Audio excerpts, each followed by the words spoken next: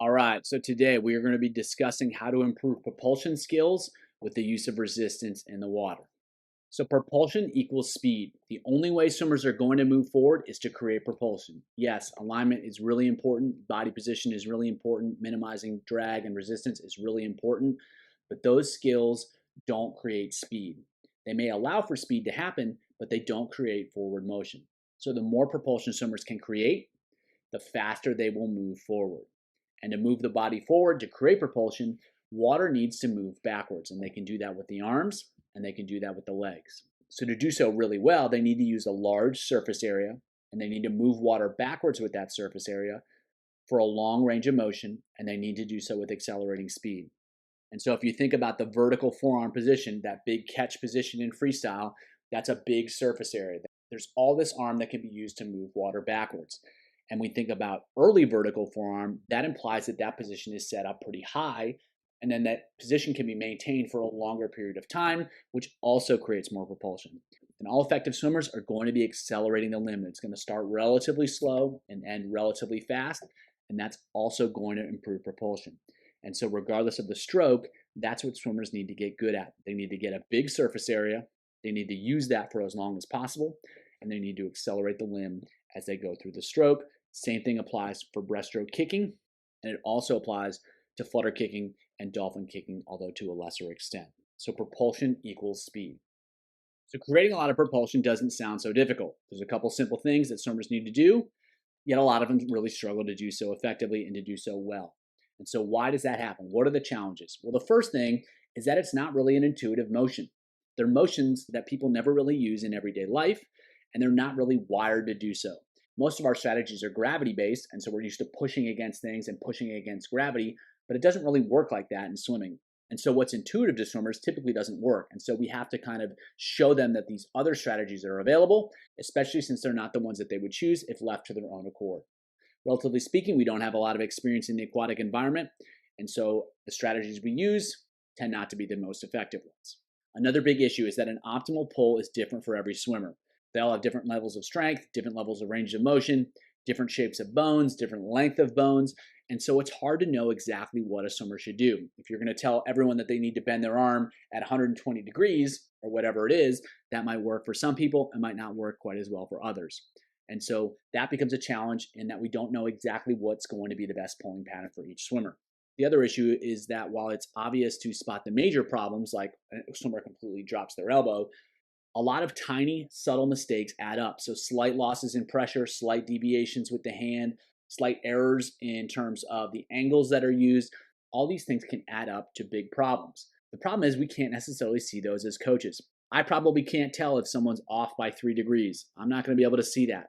And just as importantly, swimmers aren't going to be able to feel that. So they're not going to be able to make that adjustment.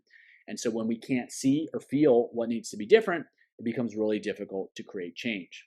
The other issue is that the water doesn't provide a lot of feedback. There's not a whole lot of pressure on the arms when swimming, especially considering what we're used to on land. When we push against the ground, we push against something solid, we know it's there, we know the impact of what we're doing.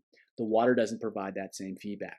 And then likewise, if swimmers are taking the same arm strokes all the time, they're not really tuned into what's happening because they're used to feeling the exact same thing over and over and over again. They're not going to be very aware of subtle differences because it's just noise. They get the same information all the time. It just all sounds the same. It's going to be hard to pick up on any differences. So those are some of the challenges we have to come to help swimmers create propulsion more effectively.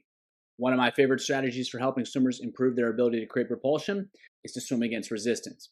And for me, it's not just a strengthening exercise, it's a skill development exercise. So swimming against resistance increases pressure on the limbs. And so when swimmers pulling through the water, now they can feel the differences. And so if they slip a little bit to the left, they slip a little bit to the right, they're going to be able to better feel that because they're going to go from a lot of pressure and a lot of resistance to less. And now they can start to feel things. Now they can start to change things. Another important aspect is that resistance encourages backward application of force. And so swimmers have to move water backwards in order to go forwards. They have to move more water backwards when they're swimming against resistance in order to get forward. So swimmers are going to start to favor backward application of force, which is really key for helping them go forwards. It's harder to cheat it. They have to be really good about applying force backwards so that they go forwards because the resistance is so much higher. Another great benefit is that poor propulsive strategies become more obvious. Swimmers simply won't move forward if they're not applying force effectively, or they'll move forward a lot slower.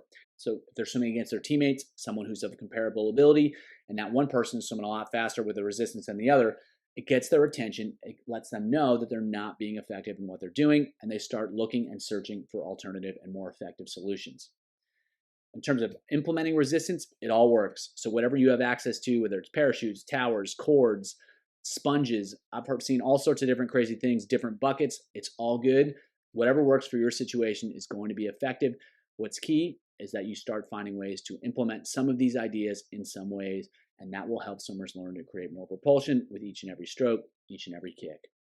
So while swimming against resistance in and of itself can be an effective strategy, how do you turn it up? How do you make it even better? So if you want to enhance learning, start having them swim with certain stroke counts, start having them at certain speeds, start having them swim at certain stroke rates, change their hand position so you can go closed fist, you can wear paddles upside down, you can do anything like that.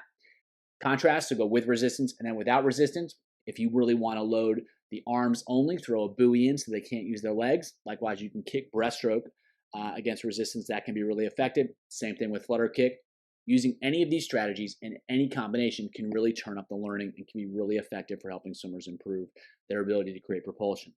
So how do you increase the loading? How do you help swimmers learn to execute these skills under pressure? And also how do you develop some of the physical strength through more challenging training? Increase the resistance. You can also increase the volume. Simply do more of it.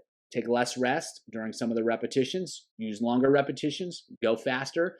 And try to swim at lower stroke counts. This all makes it more difficult. And when the loads are appropriate and the challenges are appropriate, it's going to make it even more effective. And so you can use resistance to really enhance learning. You can use it to increase the loading. And you can usually do both at the same time if you're thoughtful about how you apply it. There's an unlimited number of options. It's all about trying to figure out what's going to be best for the swimmers that you're working with.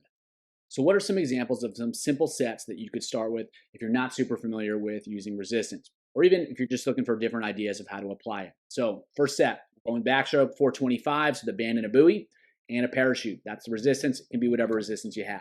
For the odd rounds, descend 1 to 4 at the same stroke count. For the even rounds, as few strokes as possible. So swimmers are going to have to create a lot of propulsion in order to get the stroke long, in order to create some speed. And because they can't use their legs and they have to overcome the resistance of the parachute, they're going to have to search for different solutions. And because the numbers are objective, they either did it or they didn't. They can't really fool themselves in saying, yeah, I think that was better. You either took less strokes or you didn't. And because the resistance is there, you can't really glide in between strokes. And so they're really going to have to be effective with how they create propulsion. Next set, they're going to go 825s against a stretch cord. They're going to take fewer strokes, 1 to 4, 5 to 8. The first 4 with upside down paddles, the second 4 with hands. And so they have to be more efficient. The resistance is the same. The distance is the same. They have to find a way to take fewer strokes to get there. They have to be more effective in what they're doing. They can't just spin their way through it. They have to make it happen by creating more propulsion with each stroke. Next set is a kick set, 850s breaststroke kick with a board. So they're going to descend in pairs at the same stroke count. So they can't take more kicks, but they have to be more effective with each of those kicks in order to create speed. The odds are with the resistance, the evens are no resistance. And of course, the kick counts are going to be different for the resistant ones and the non-resistant ones. But what they need to do, what they need to focus on, what they need to improve is getting more out of each kick, because that only way they're going to be able to create more speed without taking more kicks is to be more effective in creating propulsion. So 3 pretty simple sets that are a great starting point to implement these ideas. If you're trying to help swimmers improve their propulsion, using resistance, even very light resistance, can be really effective at helping improve their skills. And when you use some objective numbers, it really helps them search for better solutions to improve their swimming. Hope that was helpful. As always, keep it simple.